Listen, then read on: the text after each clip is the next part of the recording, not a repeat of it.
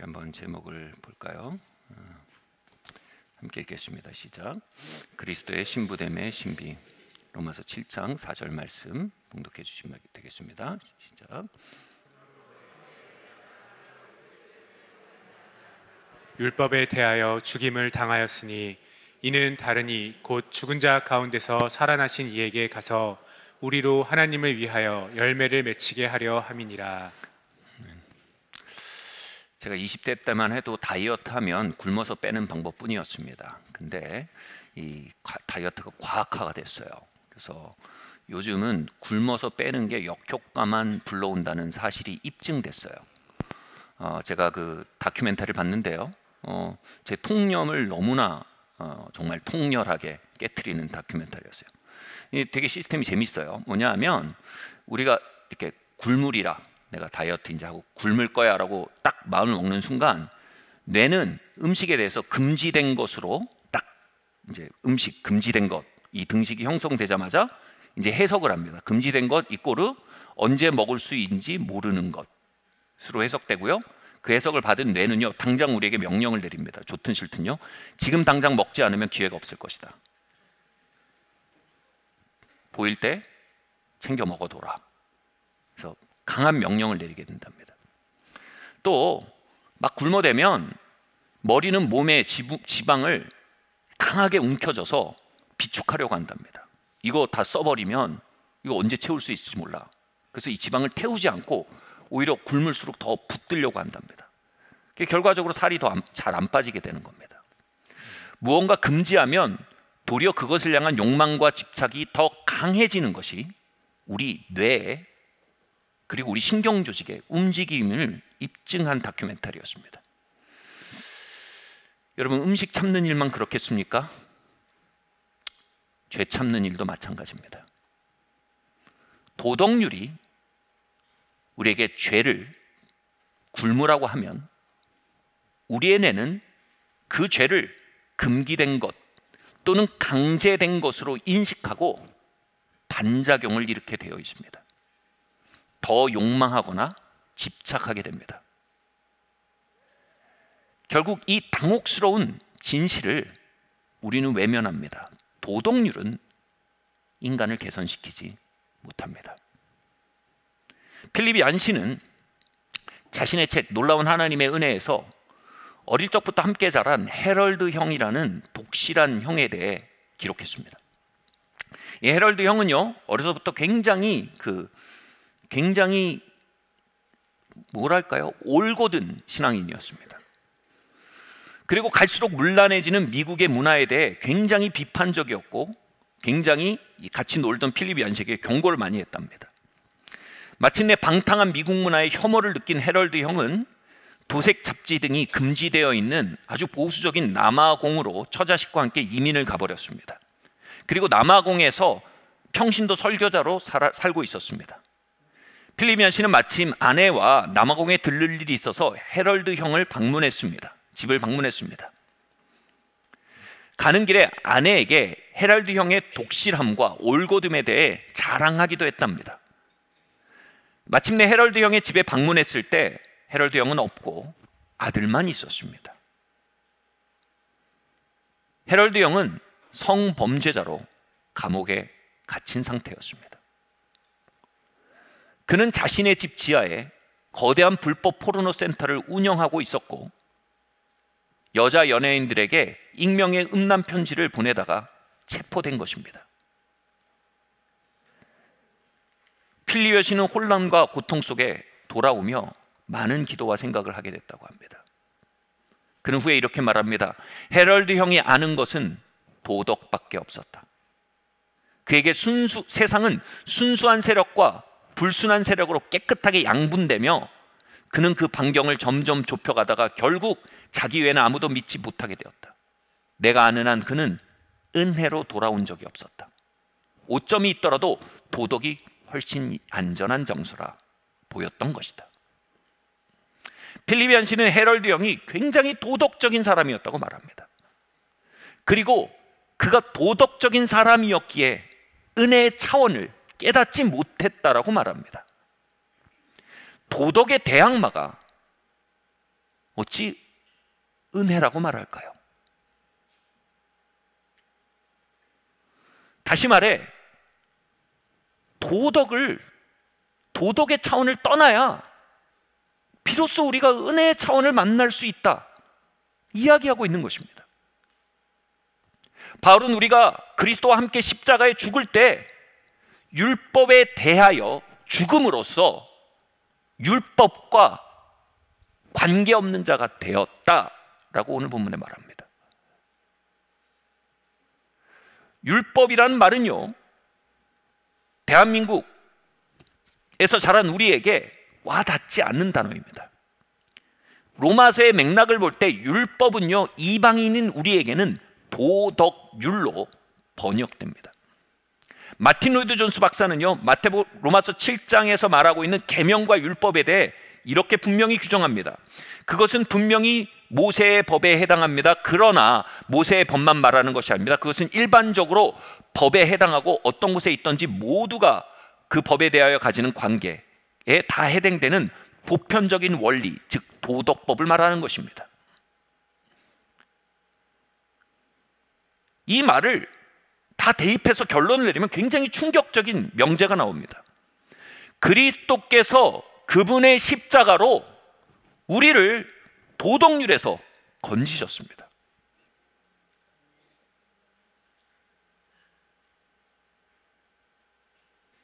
혼란스러워야 제대로 듣고 계신 거예요.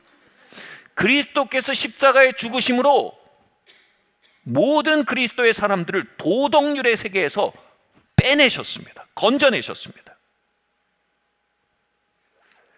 죄에서 건진 것만도 아니고요, 저주와 심판에서 건진 것만도 아니고요, 왜 율법, 즉 도덕률에서 우리를 빼내셔야 했습니까?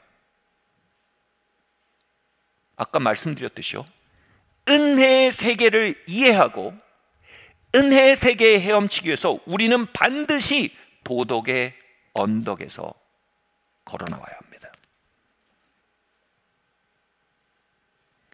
크리스찬들은 도덕인들이 아닙니다. 크리스찬들은 은혜인들입니다. 우리는 도덕의 사람들이 아닙니다. 그리스도의 사람들입니다.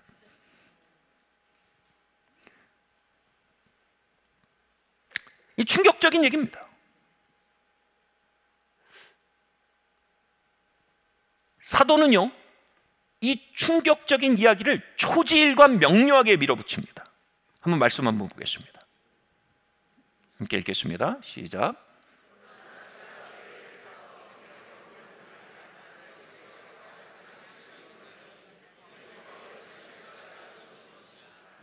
낭독자분이 굉장히 은혜를 받고 계신 것 같아요. 제가 읽어야 될까요? 그러나 죄가 기회를 타서 계명으로 말미암아 내 속에 각양 탐식을 이루었느니. 잘 보세요. 이건 정확히 도덕률이에요. 도덕률이 내 안에 탐심을 더 강하게 한대요. 이루었단 말은요, 악화시키다라는 뜻이에요. 뒤틀다라는 뜻입니다. 이는 법이 없으면 죄가 죽은 것이라. 죽은 것이란 건 힘이 없다는 뜻입니다.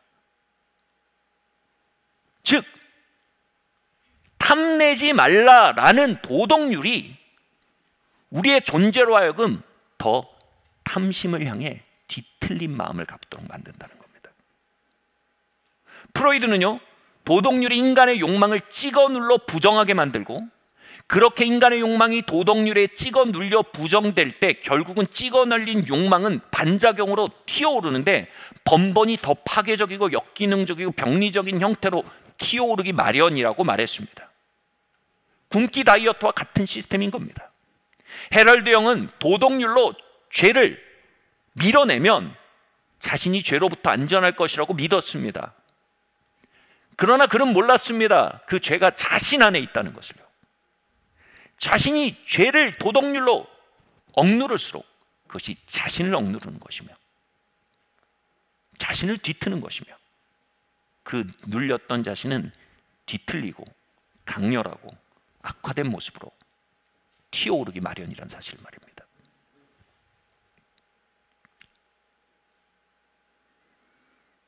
우리가 도덕률로 멀끔한 사람이 되려고 하고 있다면 우리는 서서히 일어나는 단기적으로요 도덕률은요 우리를 멀끔하게 만들어줍니다.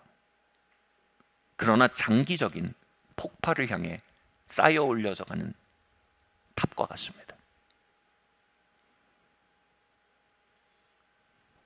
우리가 정말 도덕의 사람이라면요 우리는 헤럴드형의 하얀 곡선의 어디쯤에 위치해 있을지 모릅니다. 타인에 대해서는 그 도덕률을 철저히 적용하지만 본인에 대해서는 위선과 기만으로 가려져서 그 하얀 곡선을 눈치채지 못할 가능성이 대단히 높지만 말입니다. 아니 목사님 어떻게 그렇게까지 얘기합니까? 사도는 죄의 세력이 탐내지 말라는 율법을 앞세워, 즉 도덕률을 앞세워 탐심을 병리적이고 파괴적인 형태로 악화시키는 일을 하고 있다라고 얘기하는 겁니다. 음란하지 말라라는 이야기로 우리 안에 있는 정욕을 더 뒤틀고 더 악화시키도록 죄가 사용하고 있다는 겁니다.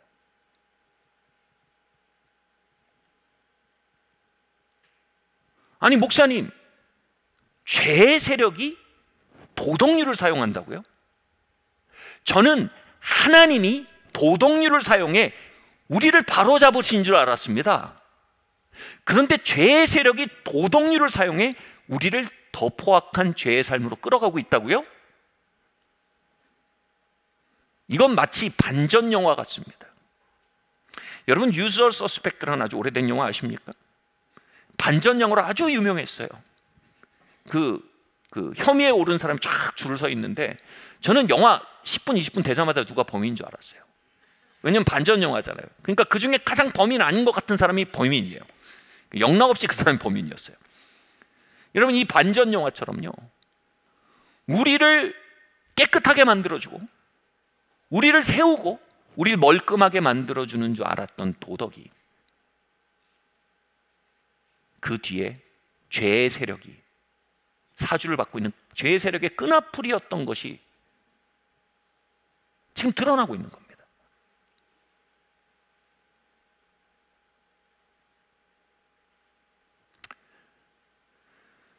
사도는 초지일관 율법과 도덕률에 대해서 명료하게 밀어붙입니다. 죄의 권능은 율법이라 했습니다. 여기서 말하는 죄의 권능이라는 그림은 이게 사파적인 그림인데 화살을 의미합니다. 죄가 화살이면 화살 촉이 뭐냐면 율법이라는 겁니다. 죄가 죄로만 오면 그 정도 파괴적이지 않다는 거예요. 율법을 앞세워 와야 죄가 진짜 우리를 파괴할 만큼 꽂힐 수 있다는 겁니다.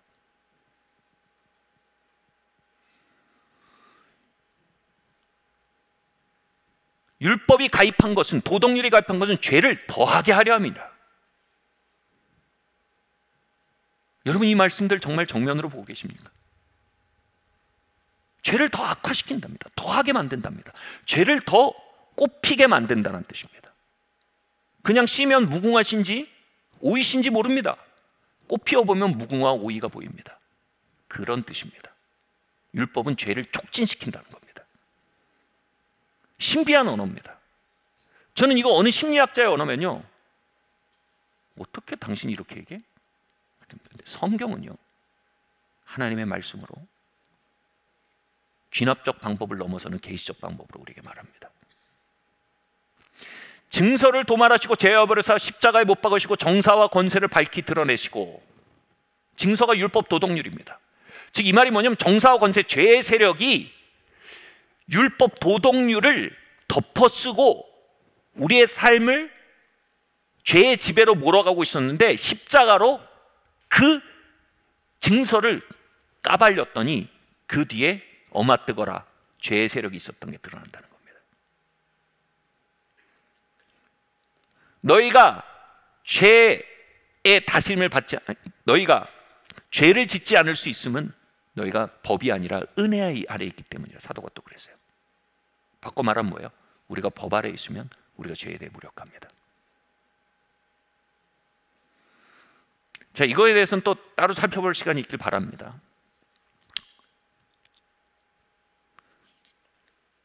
오늘 말하고 싶은 논점은 이겁니다.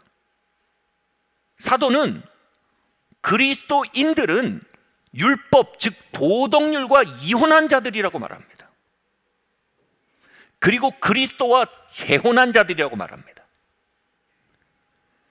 그래서 율법, 도덕률은 우리와 아무 관계가 없어요.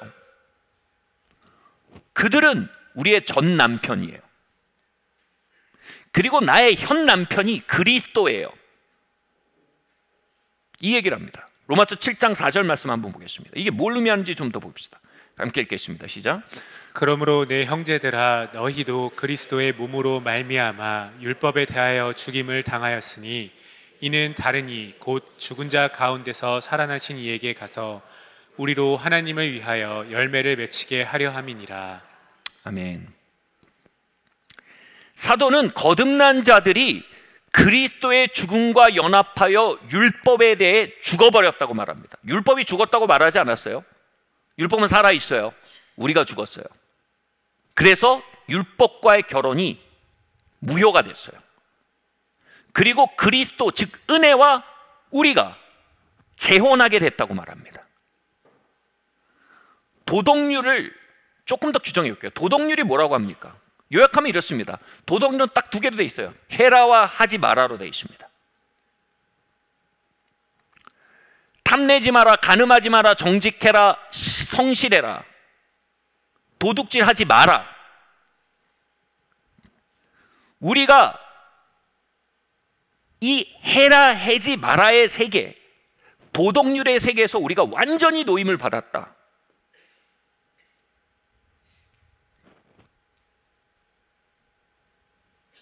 이걸 그대로 받아들이면 무섭습니다. 아니 그나마 우리가 사람 굿이라고 사는 것, 이 도덕률 때문에 우리가 그나마 사람 굿이라고 사는 건데, 우리의 삶의 근간인 도덕률이 없어져 버리면 우리는 무한 추락을 하게 되는 거 아닌가? 이게 정상적인 사람의 사고입니다. 그런데 그렇지 않다고 말합니다. 사도가 말하는 건요, 도덕률과 이혼하고 돌싱으로 사는 것이 종착역이 아니라고 말합니다. 사도는 도덕률과 이혼하고 그리스도와 재혼했다고 말합니다. 우리는 도덕률의 지배에서 벗어나서 은혜의 지배로 들어왔다고 얘기합니다.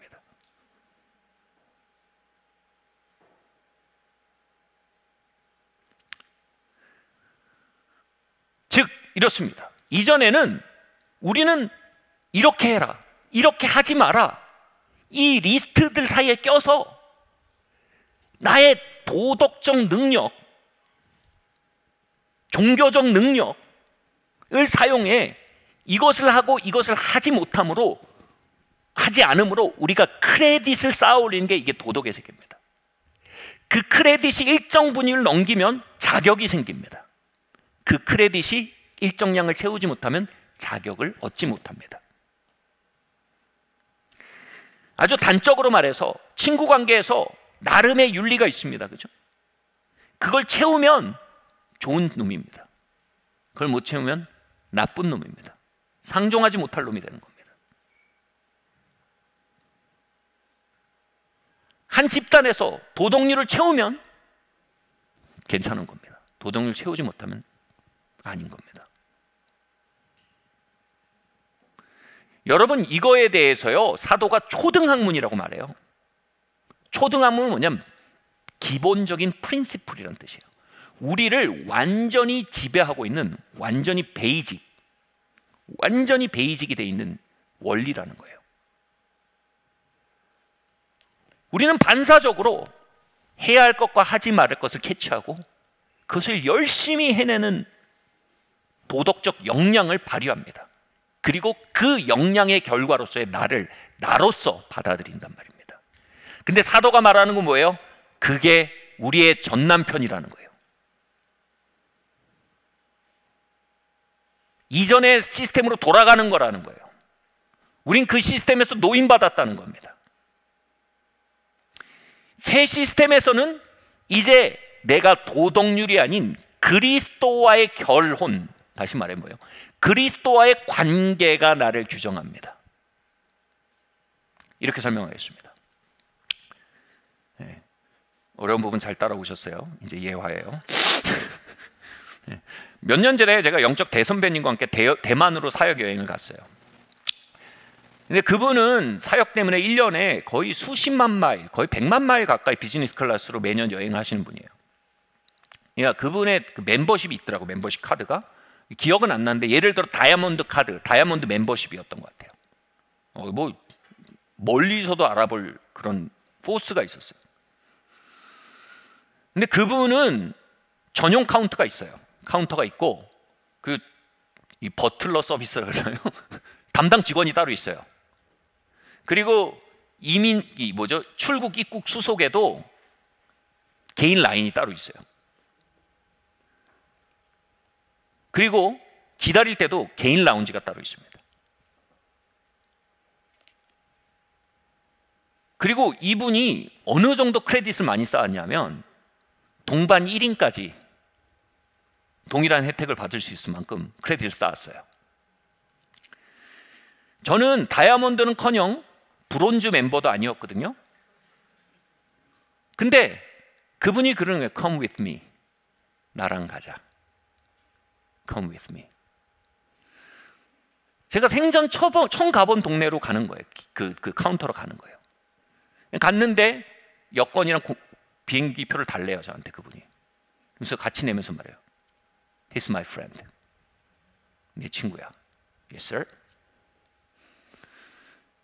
또 그 개인 수속하는 라인으로 가요. He's my friend. 끝이에요. Yes, sir. 개인 라운지로 들어가요. He's my friend. Yes, sir.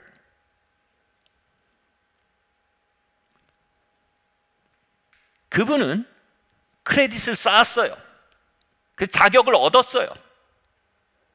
그분에게 중요한 건 크레딧을 쌓은 히스토리예요. 저는 전혀 다른 원리예요.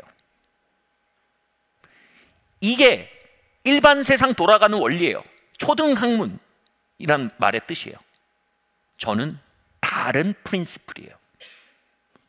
그들에게 중요한 건 뭐예요? 내가 그의 친구라는 거예요. He's my friend.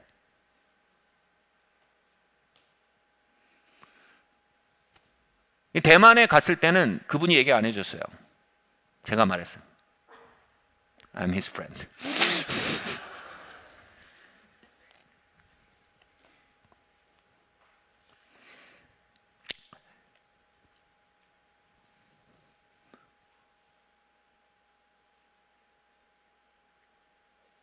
초등학문으로 돌아가는 건 뭔지 아세요? 그분이 Come with me 하는데 저는 브론즈 멤버도 아닙니다.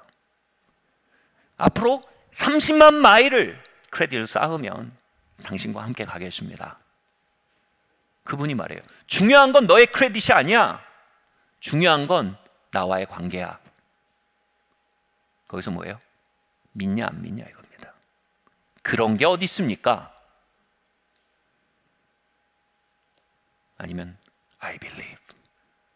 내가 믿습니다.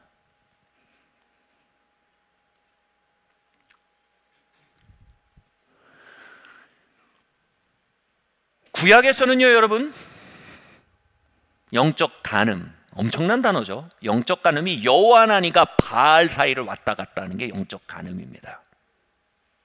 신약에서는요, 영적 간음이 은혜의 법과 초등학문 사이를 왔다 갔다 하는 게 영적 간음입니다. 왜요? 성경은 명확히 말합니다. 그 세계는 우리의 전 남편입니다.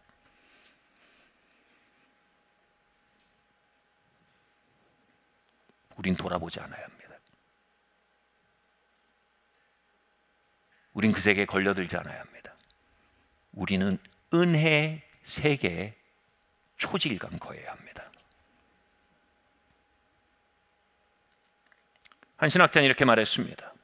율법은 도덕성은 우리에게 거룩을 요구한다. 그러나 그리스도는 거룩을, 그리스도는 거룩을 공급한다. 아니 목사님, 우리가 도덕성을 떠나면 도대체 어떤 존재가 되란 말입니까? 도덕성을 떠나서 도덕은 해롭다라고 외친 건 프로이드입니다. 거기엔 무율법주의가 있습니다. 아주 아주 뭐랄까요? 이전보다는 건강해요. 그래도. 근데 건강하게 불경건해요. 근데 은혜는요, 그리스도는 뭐예요? 우리에게 거룩을 요구하지 않아요. 어떻게 해요? 거룩을 공급해요.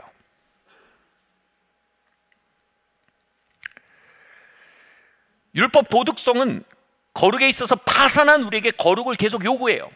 영끌족이란 말이 있죠. 영혼까지 끌어모아서 도덕성을 지키며 삽니다. 가늠치 말라 요구합니다. 아, 이것까지는 영혼을까지 끌어모아서 할 수 있어요. 근데 밑에 당구장 표시가 딱 돼 있어요. 그리고 이성을 바라보며 정욕적인 상상을 하는 것도 가늠이다. 그 순간 영혼까지 끌어모아도 그 앞엔 파산이란 게 드러나요. 우리는 거룩에 있어서 파산한 자들이에요.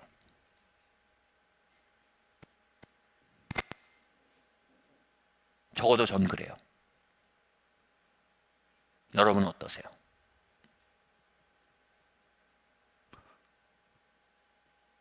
묵비권을 행사하십니다. 우리는 거룩에 있어서 파산한 자예요.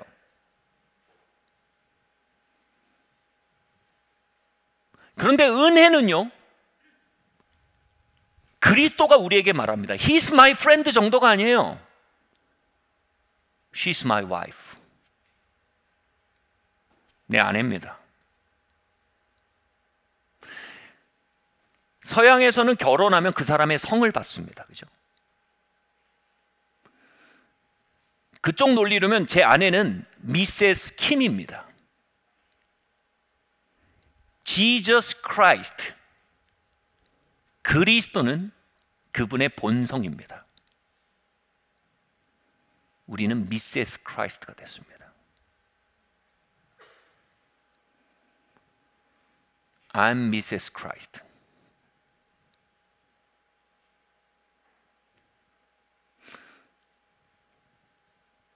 지금 그 얘기하는 겁니다.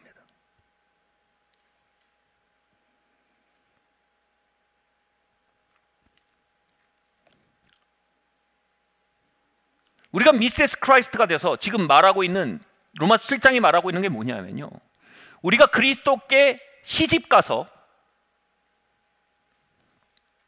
그리스도와 부부가 되었으니 뭐라고요? 하나님께 열매 맺기 위하여 결혼했대요.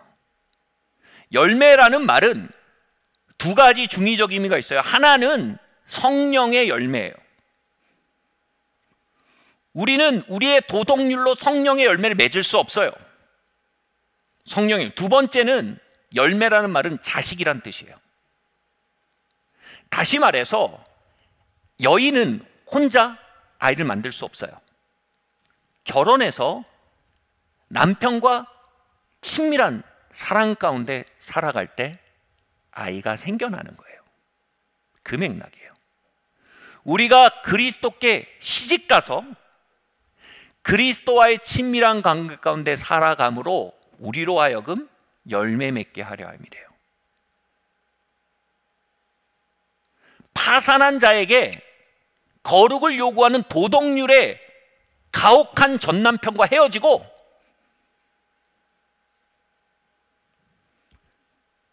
새 남편과 결혼해서 그가 내 아내 새 일을 행함으로 거룩을 열매 맺을 수 있도록 공급해 주시는 분으로 우리에게 오신 거예요.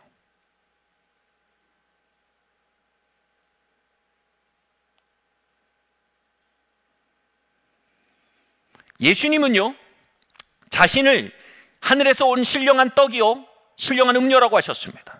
자신을 먹고 마시는 자는 영원히 만족하리라고 말씀하셨습니다. 이 말은 뭡니까? 우리가 그리스도를 먹고 마신다라는 말을요, 모든 주석학자는 이렇게 동의합니다. 친밀한 관계라고 말합니다.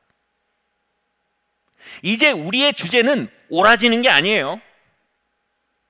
이제 우리의 주제는 틀린 짓을 그만두는 게 아니에요. 그건 우리의 목적이 아니에요. 그건 우리의 부산물이에요. 그건 당연히 따라와요. 그러나 그게 우리 주제는 아니에요. 우리의 주제는 주님과의 친교예요. 이제 예수님이 righteousness, 예수님이 의예요. 이제 야동 안 보는 게 의가 아니에요. 너무 깜짝 놀라셨다면 죄송합니다. 예수님이 내 의예요. 아멘. 내가 할 수 있는 건 뭐예요? 이것을 어찌할 수 없는 나로서 예수님이 야, 그만 좀 봐. 도덕률이 아님을 우리가 알아요. 그건 전 남편이에요. 예수님 뭐예요? 내게 와서 나를 먹고 마셔라. 그럼 내가 너에게로 들어가서 거룩을 네 안에 잉태할 거야.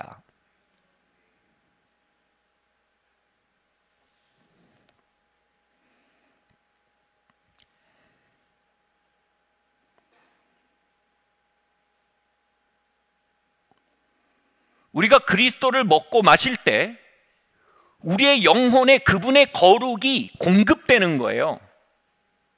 바꿔 말할게요. 그분은 요구하지 않으세요. 공급하세요. 그분이 요구하신 거 이거예요. 내가 너의 남편이 되게 하라는 거예요. 그분이 우리에게 요구하신 건 이거예요. 나와 친교하자는 거예요. 와서 나를 먹고 마시라는 거예요. 내가 너의 공급자가 되게 하라는 거예요. 내가 너의 호수가 되게 하고 내가 너의 양식이 되게 하라는 거예요. 그걸 내가 너에게 요구한다는 게 요구예요?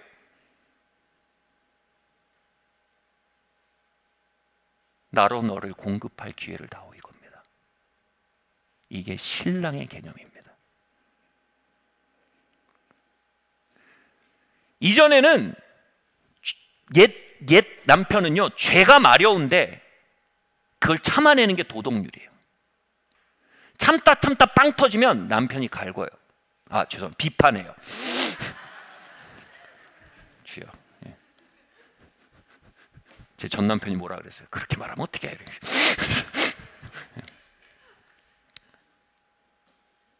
그거 하나 못 참냐? 그거 하나 똑바로 못하냐? 전 남편은 요구해요. 현 남편은 뭐예요? 네 안에 배고프구나. 네가 줄이구나. 와서 나를 먹어라. 나를 마셔라. 공급해요. 그래서 그분과 친교하면요, 제 표현을 용서해 주세요. 그리스도를 먹고 마실수록 죄를 참는 것이 거룩이 아니라 그리스도를 먹고 마실수록 거룩이, 이해해 주세요, 마려워져요. 거룩이 마려워져요. 하나님을 사랑하고 싶어지고 이웃을 사랑하고 싶어져요. 그리스도를 먹을수록 그리스도의 거룩한 생명이 내 안에 들어와 움직여요. 신혼부부가 친밀하게 허니문을 계속해서 지내고 서로 사랑할수록 어느 순간 생명이 잉태되는 것처럼 거룩한 생명이 우리 안에 움직이는 걸 알기 시작해요. 내가 한 일은 뭐예요? 그분을 엔조이한 거예요. 그분을 배불리 먹고 마신 거예요. 다시 말해요, 그분과 친교한 거예요. 할렐루야. 우리는 옳은 사람들이 아니에요. 우리는 친밀함의 사람들이에요.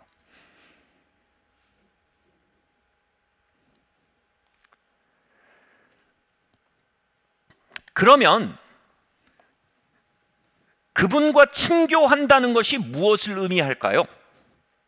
첫 번째로요, 예수님과의 친교는 예배의 영 가운데 사는 것을 의미합니다. 여러분, 사도가 기록할 당시에 예수님이 우리의 남편이라고 말하고 우리가 그분의 신부라고 말한다면 딱 공식이 있어요. 그때 아내들은 남편을 내 주여라고 불렀습니다. 옛날이요. 내 주여라고 불렀습니다. 그리스도를 신랑으로 모신다는 건 그분을 My Lord 라고 높이는 걸 의미합니다. 시편 47편은요, 하나님이 즐거이 부르는 중에 올라가시며 라고 했습니다. 이것은 그분을 높이는 찬양 가운데 그분이 왕위에 등극하신다라는 의미입니다. 즉 그분의 통치와 다스림이 우리가 그분을 높일 때 풀어진다는 겁니다.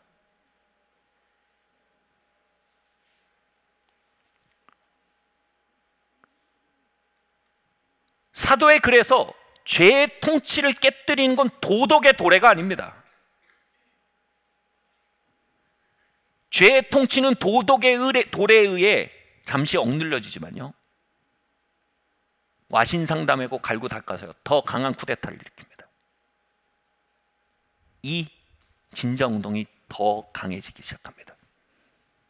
여러분, 이게 신앙생활이면 우린 세상에서 가장 불쌍한 사람들입니다. 사도는 죄의 통치를 깨뜨리는 것은 은혜의 통치라고 말했습니다. 은혜의 통치는 은혜의 주가 높임받을 때 풀어집니다. 마이크 필라바치라는 사역자가 있습니다. 영국에서 젊은이 수만 명이 모여서 3, 4일 동안 찬양을 드리는 들판에서, 막 우드스톱 페스티벌 이런 것처럼요, 들판에서 젊은이들이 수만 명이 모여서 막 3, 4일 동안 찬양하는 그런 모임을 이끄는 사역자입니다. 그분이 이렇게 말하는 걸 들었어요. 그렇게 막 하루에도 몇 시간씩 찬양하고 젊은이들이 거기서 예수님을 높이고, 그리고 3일 만에 집회가 끝나서 3, 4일 만에 집회가 끝나서 수만 명이 해산하고 나면 그 자리에 어김없이 쌓여있는 거대한 탑이 있습니다. 뭐냐면 이 젊은이들이 버리고 한 마약입니다. 바로 그리스도의 이름을 높이는 집회 동안 은혜의 통치가 그 벌판 위에 풀어진 거예요. 그 은혜의 통치가 죄의 압제를 몰아낸 겁니다. 도덕의 도래가 아니에요. 은혜의 통치예요.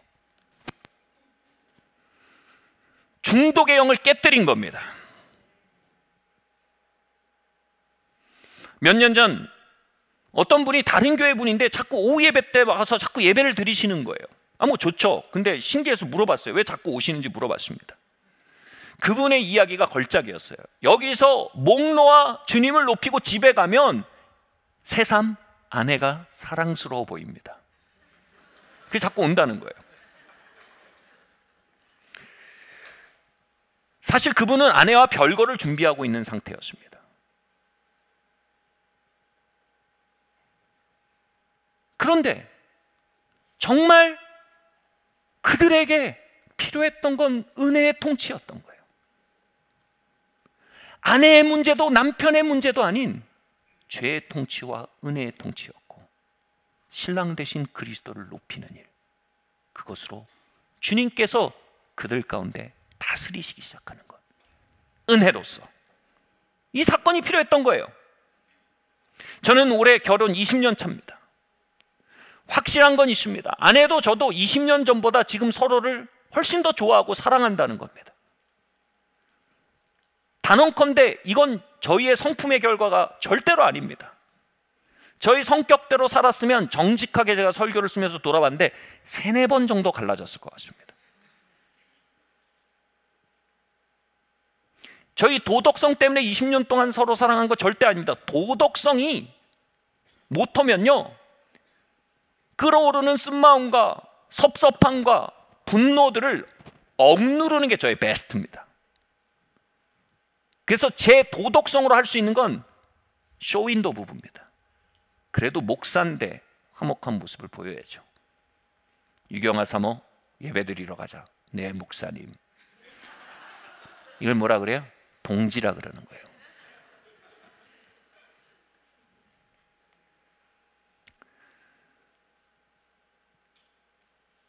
저희 안에는 권태가 있습니다.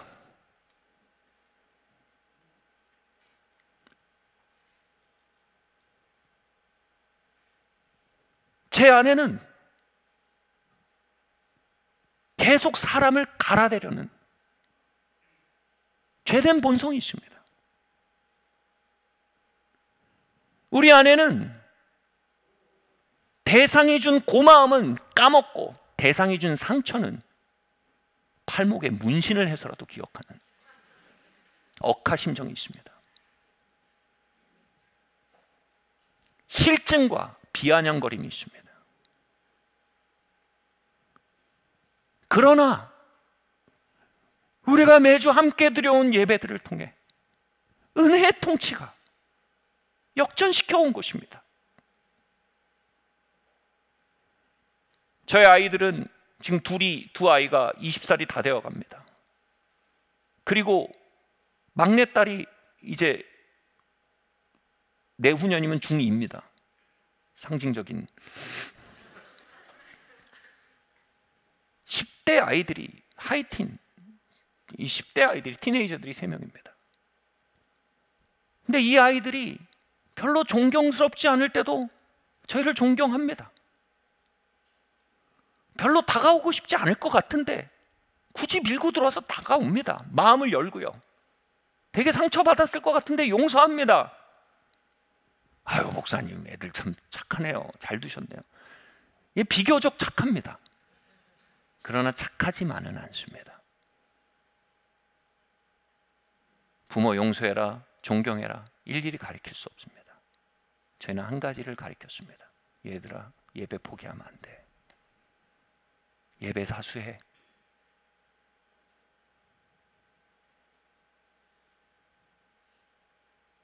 그래야 사람 구실한다. 그래야 자식 구실하고, 그래야 아빠 구실하고, 그래야 남편 구실하고, 그래야 아내 구실하는 거야. 우리 안엔 야수가 한 마리씩 들어 있습니다. 깡패도 2명 들어 있습니다. 사기꾼도 들어 있습니다. 우리 안에는 백설공주 엄마도 2명 들어 있습니다.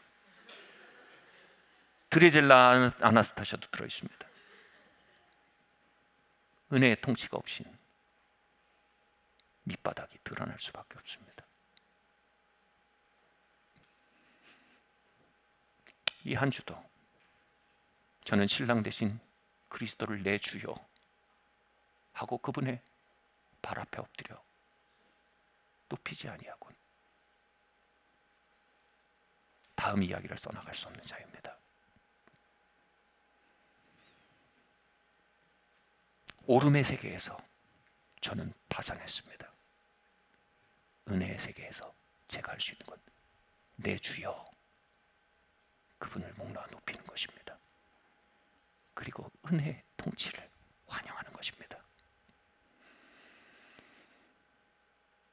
함께 신랑 되신 그리스도를 높이며 우리 끝날까지 걸어갑시다.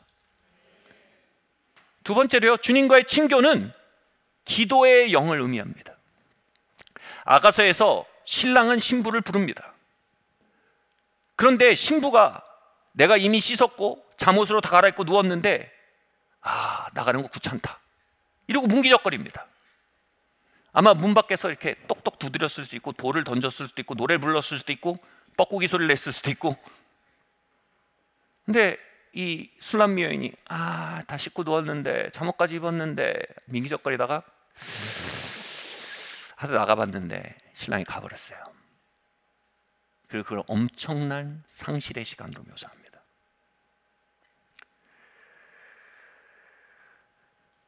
그리스도는요, 우리의 신랑으로서 우리와 친교하기 원합니다. 사적인 시간, 개인적인 만남을 갖기 원하십니다. 그래서 우리를 기도의 자리로 불러내십니다. 그러나 우린 종종 뭉기적거리다 그분의 초청을 흘려버립니다. 그리고 그것이 얼마나 큰 상실인지 눈치채지 못합니다. 우리의 삶의 가장 큰 상실은 은혜의 통치의 상실입니다. 그분과의 친교를 통해 때를 따라 돕는 은혜가 우리에게 부어질 때 우린 다른 삶을 삽니다. 예전에 한 대학이 이제 기독 정신으로 세워진 대학입니다. 축제인데 저를 강사로 불러주셨어요. 그래서 이제 집회를 하려고 하는데 거기 교목 목사님이 그러시더라고요. 목사님, 제가 어저께 새벽 3시에 눈이 떠졌습니다. 그런데 그것이 주님이 기도하라고 부르신 것으로 느껴져 기도하기 시작했는데 4시, 5시까지 훅 기도가 이루어졌어요. 마치 10분 기도한 것 같은데 2시간 기도했어요. 그러면서 알게 됐어요. 지금 이 집회가 벌어지는 기간이 우리 학교가 얼마나 중요한 기간인지 기도하면서 깨닫게 됐어요. 사실은 재단 운영 때문에 다른 사업체가 이 재단을 인수하려고 하고 있는데 그 사업체가 다른 종교 사업체입니다. 그래서 그것이 인수 이루어지면 여기서 수십 년 동안 체프를 드리고 성경을 가리키고 수십만의 아이들에게 그리스도를 드러냈던 체플과 성경 과목이 사라져 버립니다. 하루아침에. 정말 기도할 일입니다. 하나님의 역사가 필요합니다. 집회정에 그러시는 거예요. 그리고 집회하면 내내 그분이 했던 기도와 그분의 그 이야기가 남아있는 거예요. 그리고 3일 동안 함께 목 놓아 주님을 높이고 사역할 때 주님의 일하심이 그곳에 있는 것을 느꼈습니다. 그 뒤에 그분들이 이미 사인을 하고 인수를 결정했는데 절차에 문제가 드러나서 올스톱이 돼버렸어요. 여러분, 주님은 우리를 때마다 시마다 불러 우리의 인생길에 동행하기를 원하십니다. 그분은 우리의 신랑이십니다. 대학교 시절 저는 9시 반에서 11시까지 때로는 12시까지를 드리기로 마음먹었습니다. 신랑이 저에게 휘파람을 부르는 것을 느꼈습니다. 그리고 잘 가던 교회 지하, 아무도 없는 불 꺼진 교회 지하에 들어갈 때 그렇게 말했습니다. 주님, 영준이 왔어요. 주님, 영준이 왔어요. 아가서에서 바위 틈 은밀한 곳, 비둘기 같은 너의 눈을 보게 하라. 그 말씀처럼 그곳에서 저의 얼굴을 보기 원했던 신랑의 기다림을 언제나 발견했던 것입니다. 그때 나누었던 이야기가 그 뒤에 펼쳐진 20년이 되었고, 그때 나누었던 소망과 꿈과 기도들이 지금까지 저 인생을 펼쳐오는 스토리라인이 된 것입니다.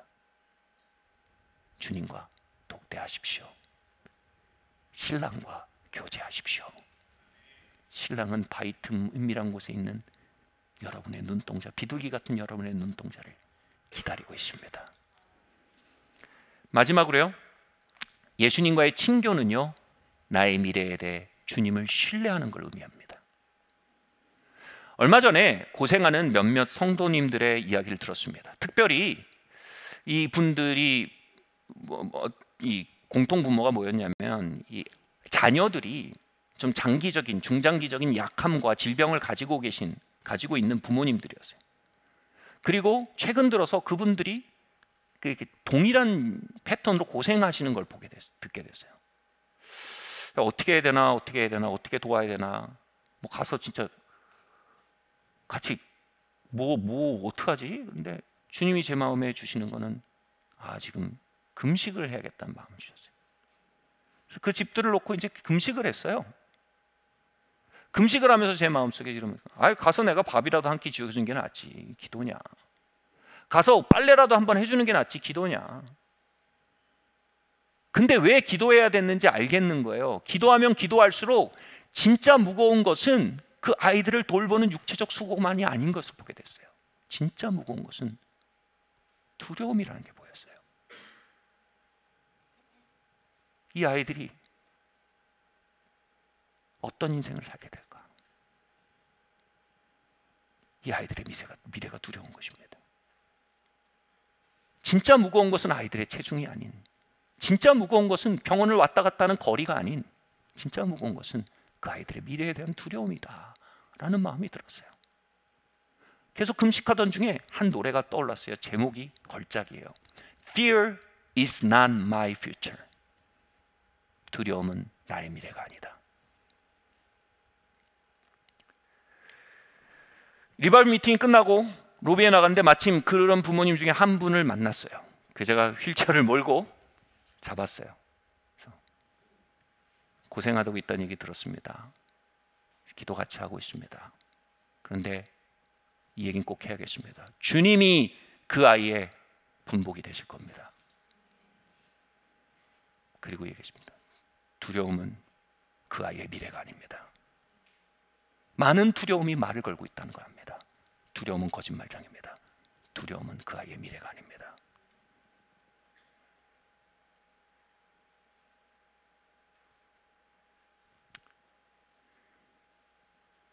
그 노래를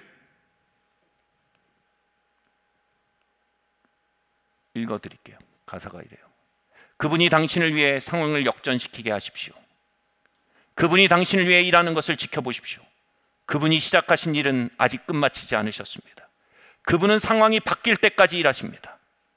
헬로우, 안녕 평화, 안녕 기쁨, 안녕 사랑, 안녕 권능이요, 안녕 소망이요, 안녕 삶의 새로운 지평이요, 안녕 평화, 안녕 기쁨, 안녕 사랑, 안녕 권능이요, 안녕 소망이요, 삶의 새로운 지평이요. 마음을 열고 받으십시오. 왜냐하면 그분이 쏟아주시는 것은 당신이 지금까지 본 어떤 것과도 비교할 수 없기 때문입니다. 두려움은 나의 미래가 아닙니다. 주님이 나의 미래이십니다. 질병은 내 삶의 이야기가 아닙니다. 주님이 내 삶의 이야기이십니다. 상처는 나의 집이 아닙니다. 주님이 나의 집이십니다. 죽음이 나의 결말이 아닙니다.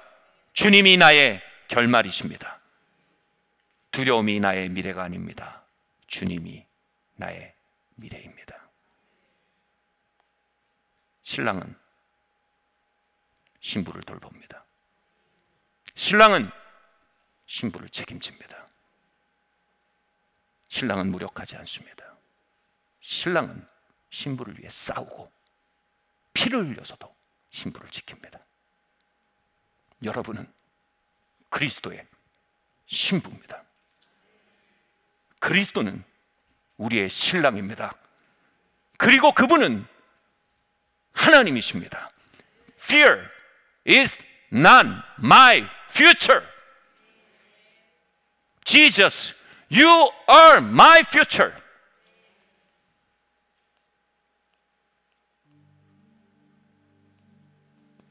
말씀 마치려고 합니다. 로마서 7장 6절 말씀 함께 읽겠습니다. 시작.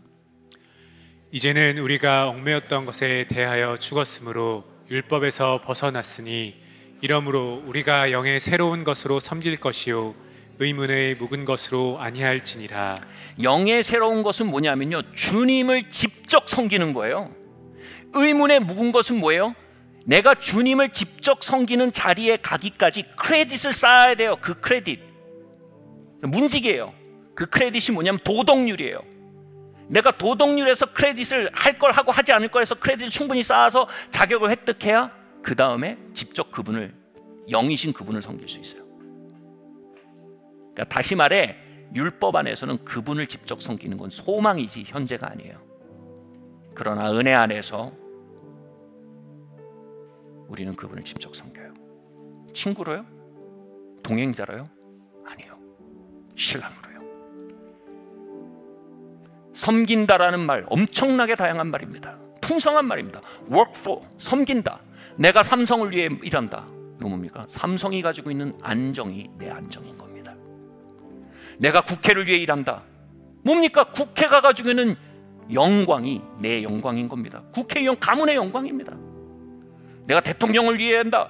대통령이 가지고 있는 권력이 내 권력인 겁니다. 우리가 삼성도 아닌, 국회도 아닌, 대통령도 아닌 상천하지의 하나님을 섬기도록 허락받았습니다. 신복으로요? 아니요, 아내로요.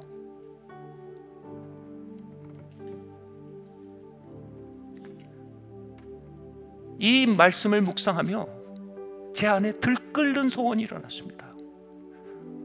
주님, 당신을 더 가까이 섬기게 해주십시오. 나의 신랑 되신 그리스도시요, 내가 도덕률을 섬기고 마침내 크레딧을 쌓으면 언젠가 당신을 직접 섬기겠지. 그 악순환에서 나를 끄집어내신 주님 감사합니다. 충분히 옳지 않은 사람이지만 주님을 높일 때 은혜의 통치로 맞아주시고,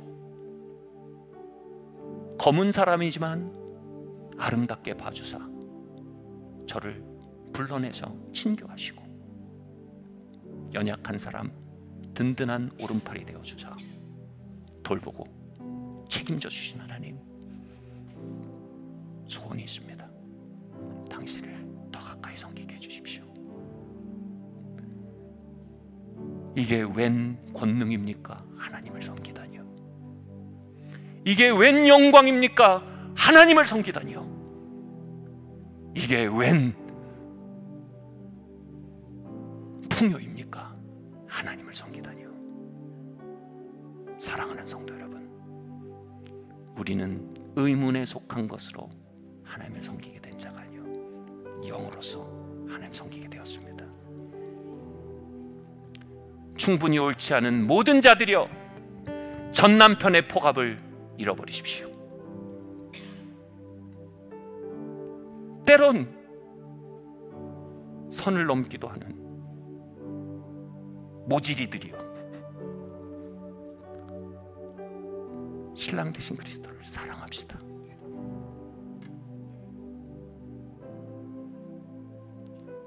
여기 옳지 않고 모자란 사람이 이렇게 말할 영광을 누렸습니다. 나는 주님의 거룩한 신부입니다. 주님의 십자가에 감사드립니다. 우리 자리에서 일어납시다.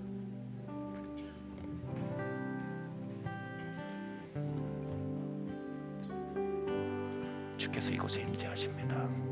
사랑합니다. 나의 주님, 주님 사랑합니다. 아주 많이요. 그분을 섬깁시다. 사랑합니다. 나의 예수님 사랑합니다. 사랑합니다. 그것뿐이에요. 그것뿐이에요. 사랑한다 아들아. 사랑한다 아들아. 내가 너를 잘 아노라. 내가 너를 잘 아노라. 사랑한다 내 딸아. 사랑한다 내 딸아. 내게 축복도 하노라. 내게 축복도 하노라. 가슴에 한번 손 얹어 보세요. 사랑합니다. 나의 예수님 사랑합니다. 아주 많이요. 사랑합니다. 나의 예수님 사랑합니다. 모질이란 구박받던 자였습니다. 그러나 나의 신랑 그리스도시여, 나를 검은 아름답다 부르시는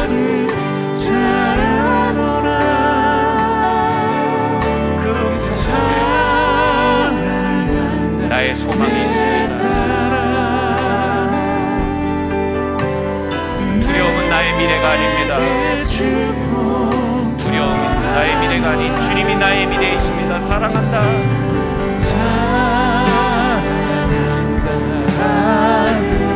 바이스금이란 곳에 있는 비둘기 같은 너의 눈을 보게 하라. 나의 사랑, 나의 어여쁜 자여, 일어나 함께 가자. 내가 너에게 찾는 것은 오름이 아닌 나를 향한 목마름이라. 사랑한다. 나를 먹으라. 나를 마시라. 내가 너에게로 들어가 내가 너를 잘 거룩한 생명을 일으키고 성령의 열매를 맺게 하리라. 내 안에 거하라. 그리하면 많은 과실을 맺으리라. 주님 감사합니다. 이 시간 주님 나의 두려움을 올려드립니다. 두려움은 나의 선지자가 아닙니다. 두려움이 하는 예측은 거짓 선지자입니다. 주님을 의지합니다. 주님이 나의 미래이십니다. 주님이 나의 신랑이시기 때문입니다. 우리 주님께 두려움을 올려드립시다. 주님 두려움의 영을 드립니다. 이제 신뢰의 영, 소망의 영, 주님, 그 주님의 손을 붙듭니다.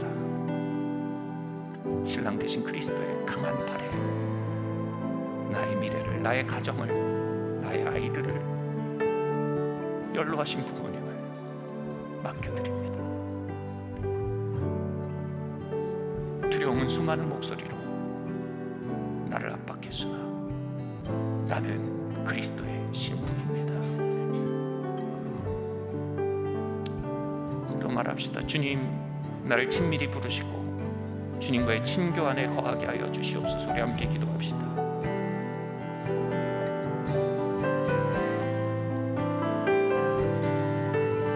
내 삶의 예배의 영이 끊어지지 않게 하시고 은혜의 지배 안에 살도록 주님, 나를 한 걸음 한 걸음 가르쳐 주시옵소서.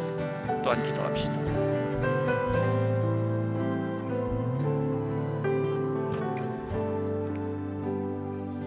제가 기도하겠습니다.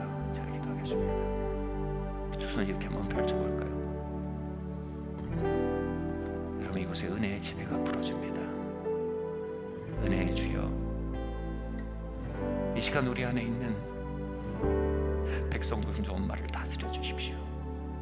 내 안에 있는 권태를 다스려 주시고 내 안에 있는 정욕과 질투와 시기와 경쟁과 세상 사랑을 다스려 주시옵소서. 중독들을 다스려 주시옵소서. 주님이 얼룩진 모습으로 당신을 높입니다. 전 남편처럼 나를 모질이라 밀어내지 않으시고 나의 사랑, 나의 어여쁜 자야 불러주시는 당신의 은혜에 감사합니다. 이제 중요한 것은 나의 오름이 아닌 당신의 신부됨입니다. 내가 당신과 하나 되었습니다. 내 안에 거룩의 열매를 주님 맺어가시옵소서. 감사드리며 이 모든 말씀 예수 그리스도 이름으로